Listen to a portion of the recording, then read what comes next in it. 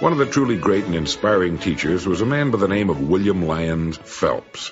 He was a professor at Yale University for about, I'd guess 40 years. He was also a literary critic and the author of a great many fine things. He was loved by everyone who knew him, and he died in 1943 at the age of 78. I was poking around in my library looking for something worth sharing with you when I came across a little short thing that William Lyons Phelps had written called One Day at a Time. I think it's terrific, and it goes like this. We look backward too much, and we look forward too much. Thus we miss the passing moment. The fear of life is the favorite disease of the 20th century. Too many people are afraid of tomorrow. Their happiness is poisoned by a phantom. Many are afraid of old age, forgetting that even if they should lose their bodily vigor, weakness itself may minister to the development of the mind and spirit. In the words of the aged poet Waller, the soul's dark cottage, battered and decayed, let in new light through chinks that time has made. Stronger by weakness, wise men become, as they draw near to their eternal home. Let the scientists worry about our origin, he wrote. Let the prophets worry about our future, the decline of Western civilization and whatnot. Some people are alarmed because in 9,000 billion years the sun's fuel may give out. Instead of chagrin over our past and alarm over our future, suppose we consider our opportunity. Listen to Emerson. Write in on your heart that every day is the best day in the year. No man has earned anything rightly until he knows that every day is doomsday. Today is a king in disguise. Today always looks mean to the thoughtless in the face of a uniform experience that all good and great and happy actions are made up precisely of these blank todays. Let us not be deceived. Let us unmask the king as he passes. Well, I think Dr. Phelps, with an assist from Emerson, have well made a point worth making. If we could only get out of bed each morning realizing that today is a day not unlike those on which the greatest and most exciting events of history have taken place, that today represents another opportunity on the road to whatever greatness it is we seek, and that finally today will take its place as a single tile in the mosaic of our finished life, to either add to its beauty and harmony or detract from it, or lose itself in a dull gray background of an uninteresting, unchallenged, undedicated existence. I particularly liked Emerson's admonition to know that today could be the last, which makes it important, and that today is a king in disguise. Let us not be deceived. Let us unmask the king as he passes. And above all, don't be frightened about tomorrow, but concern yourself with the eternal present. A man named Richmond wrote, "There is a time to be born and a time to die," says Solomon, and it's the memento of a truly wise man. But there is an interval between these two times of infinite importance. Among the writings of Henry David Thoreau, I came across this statement. Many an object is not seen, though it falls within the range of our visual ray, because it does not come within the range of our intellectual ray. In other words, there are many things that exist in our world that we don't see because we're not looking for them or perhaps even capable of looking for them. So in the largest sense, the world we see is only the world we look for. Show two people the same picture and each will see a different scene. Each will extract from what he sees that which he happens to be predisposed to look for. Different people looking out of a train window as they pass through the outskirts of a city will see the same thing from entirely different viewpoints. One will see a depressing, run-down neighborhood. Another will see an ideal plant site. Still another might see a marvelous opportunity for real estate development. The passing scene might give someone else an idea for a story or a song or a poem. Another, his face buried in a magazine, will see nothing. The world presents to each of us every day that which we seek. There's not a neighborhood or area that doesn't offer abundant opportunity to every person there. That opportunity is limited only by the viewpoint of the inhabitant. Some years ago, a Wisconsin farmer was stricken with polio and left paralyzed in an iron lung. Flat on his back, unable to farm his land, he was forced to push back his intellectual horizon. He was forced to think creatively, to take mental inventory of his assets and liabilities. Without moving from his bed, he built one of the country's largest and most successful meatpacking companies. Unable to use his hands and feet, he was forced to use his most precious, his most priceless possession, his mind, and he found his farm contained all the riches he and his family would ever need. Where before there was only a farm, now there are great packing plants employing thousands. I'm sure that when his friends and neighbors learned of his affliction, they wondered how he would manage to operate his farm and care for his family. He simply looked at the farm with new eyes. He saw what he had failed to see before, even though nothing had changed except his own mobility. Every one of us lives in a kind of iron lung of his own fashioning. Each one of us has opportunities just as great as that Wisconsin farmer's. But few of us are forced to reach so far into the deep reservoirs of ability within us, and fewer still know the joy and excitement and never-ending interest that can be found in our daily lives when we learn to look at our world as Thoreau looked at his. Surrounded by miracles and limitless opportunity, some people manage to find only boredom and insecurity. As Thoreau said, we find only the world we look for. One time when I was in New York City, my plane was canceled because of mechanical difficulties. More than 100 of us, I suppose, were now left to scramble for another flight to our destinations on a busy, crowded afternoon. I went back to the counter, and a woman told me there was another flight in just an hour. "But won't that be filled?" I asked. "Well, maybe not," she said. I thought of all the people who had been canceled out on my flight, fighting for seats on the next one, which was already probably completely booked, and I toyed with the idea of staying overnight and making a new reservation for the following morning. "Why don't you try it?" she said. The thought of standing around the airport for another hour only to be turned away from a full flight was very unappealing. "Do you think there's any hope at all?" I asked. "Try it," she said. So I tried it, and I wound up with a window seat up front and was only an hour late arriving at my destination. If I hadn't tried it, I would have had to taxi all the way back into the city, register at a hotel, spend the night, and repeat the whole process the next day. I'd been saved all that by a woman who suggested that I try it, and I resolved to stop giving up so easily, to keep my expectations alive, to expect more. This is a small example, but we should never lose sight of the undeniable fact that there is a very thin line, if any at all, between what we expect from life and what we get. If we're not getting what we'd like, maybe it's because our expectations are too low. Maybe we're suffering from the poverty of expectation. Your life will come pretty close to matching your expectations. It can easily exceed them. Higher expectations keep us trying. They keep us pressing upon ourselves. They keep us from giving up.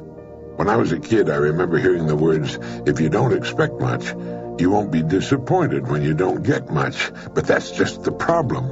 If you don't expect much, you're ruling out the chance of winning. The world is full of people who don't have much because they don't expect much. They're not trying for more, so how in the world are they going to get more? We should never be concerned about the opportunities we've missed in the past. There's no way on earth to make the most of every opportunity. It's almost never too late, and there will be just as many good opportunities in the future as there have been in the past. No one is without hope. Every person has expectations of some kind. But just as we tend to underestimate ourselves, we therefore expect too little. We have expectations, but are they high enough? As Goethe put it, in all things it is better to hope than to despair. It might be a good idea to take inventory of our expectations. Maybe we could use a new shipment.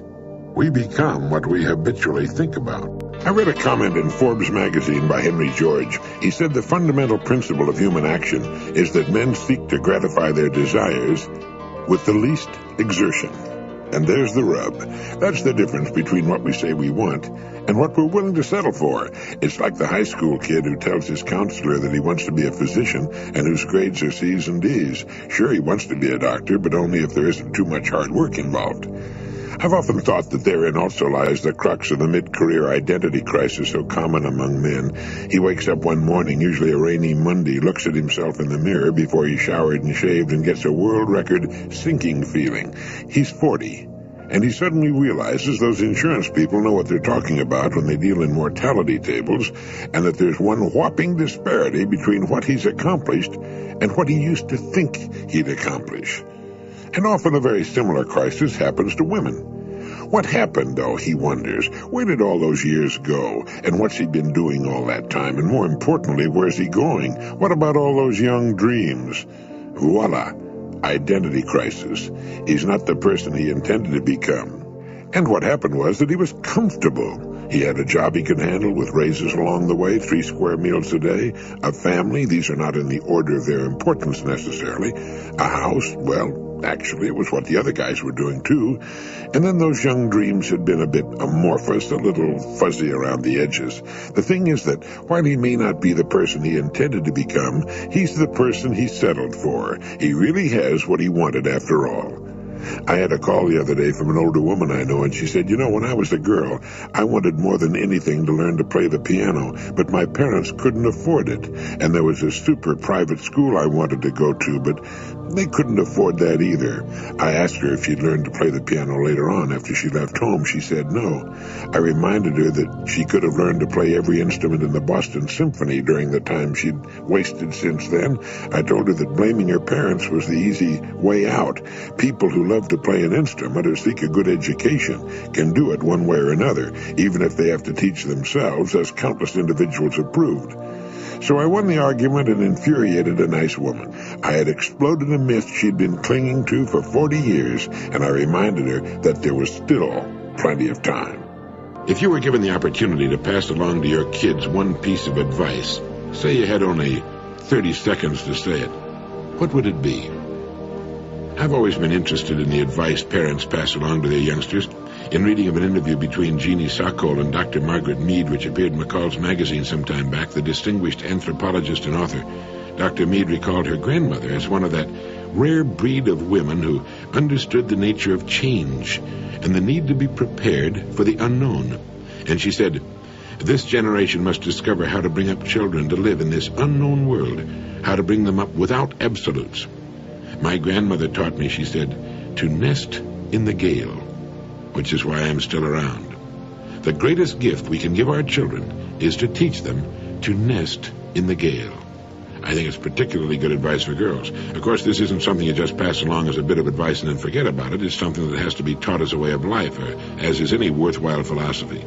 But it's a good one, isn't it? To nest in the gale, to be able in the whirlwinds of change and the tremendous upheavals that have rocked our world and will continue to rock it, to build for yourself and your family a calm, rock-solid place in the midst of it all. Like the seabirds that nest high in the storm-battered cliffs, to be able to have so secure a basic foundation that the storms can be weathered, and the young can fly out at last to build their own nests when the time comes.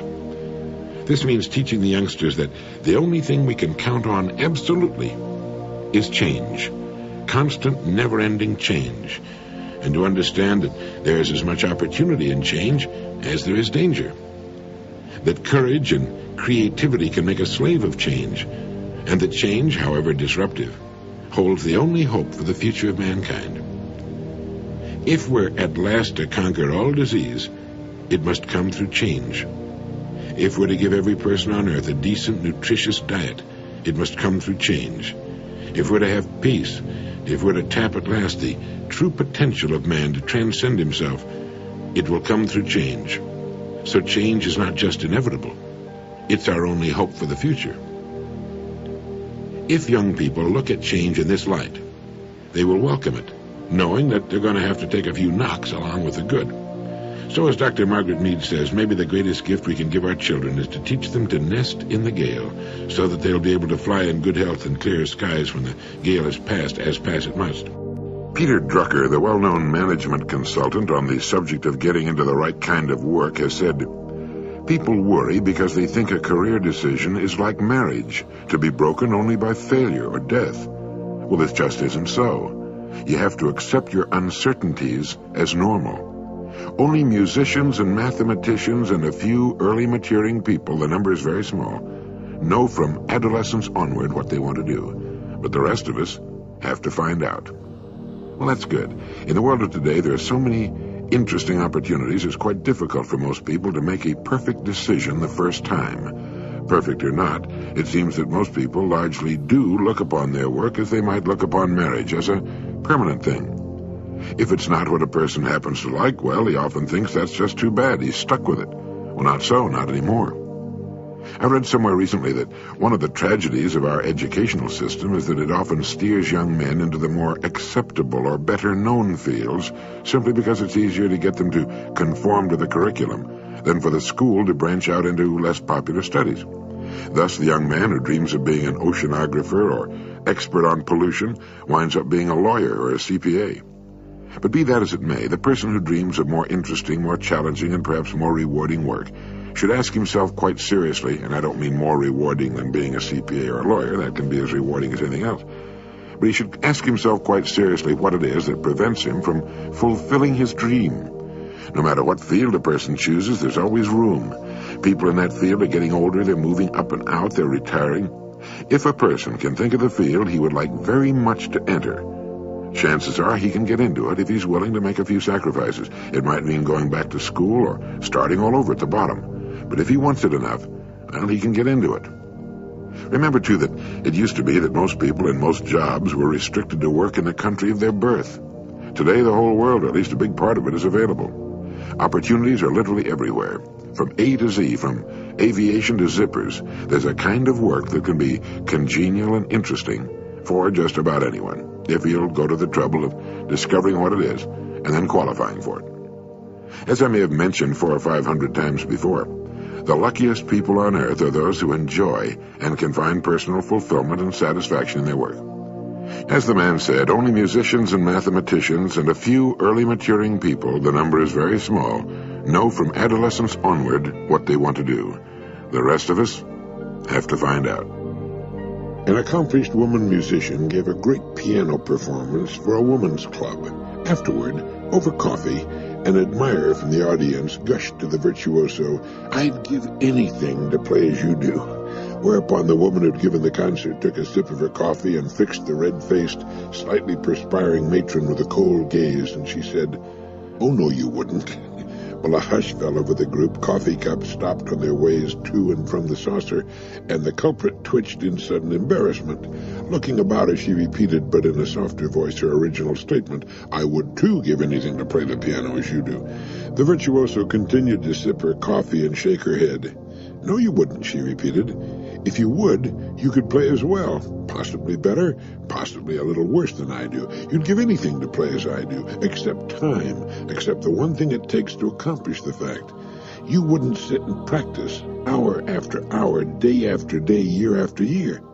Then she flashed a warm smile. "Understand," she said, "I'm not criticizing you. I'm just telling you that when you say you'd give anything to play as I do, you really don't mean it. You really don't mean it at all." In the pause that followed, a napkin falling to the thick rug would have rattled the windows. The women looked at each other and then back at their coffee cups. They realized that this woman had spoken the truth. They would like to have her talent now, fully matured and developed, but as for putting in the 20 years of work that went into the fashioning of it, no, that was a different matter. Soon the light conversation was resumed, and the incident was glossed over, but not forgotten. People are forever saying, "Oh, I'd give anything," but the fact remains that they don't. They give very little, often nothing, to do the things they say they'd give anything to do. The actor who envies the pinnacles reached by the stars, the small business person, the homemaker, the student, the golfer, the professional person, the aspiring writer, the painter, across the entire spectrum of achievement, the stars are those who have simply given their dedication, their singleness of purpose, their days and nights, weeks and months and years, and when the harvest they have so painstakingly sown and nurtured for so long begins to be reaped, there are others with the same time, the same opportunity, the same freedom, who come up to say, "I'd give anything to be able to do what you're doing, to have the things you have." But as the pianist said, "I'm just telling you that when you say you'd give anything to play as I do, you really don't mean it. You really don't mean it at all. Each of us has the time and the opportunity. If we say we haven't, we're trying to kid ourselves. Everybody ought to become great at something. What is it that you'd give anything to become? Well, then give it, and you'll become it. Sometimes it seems as though there are far too many spectators and not enough players. Maybe we're so busy watching the world and everyone else we forget we've got one of our own to win."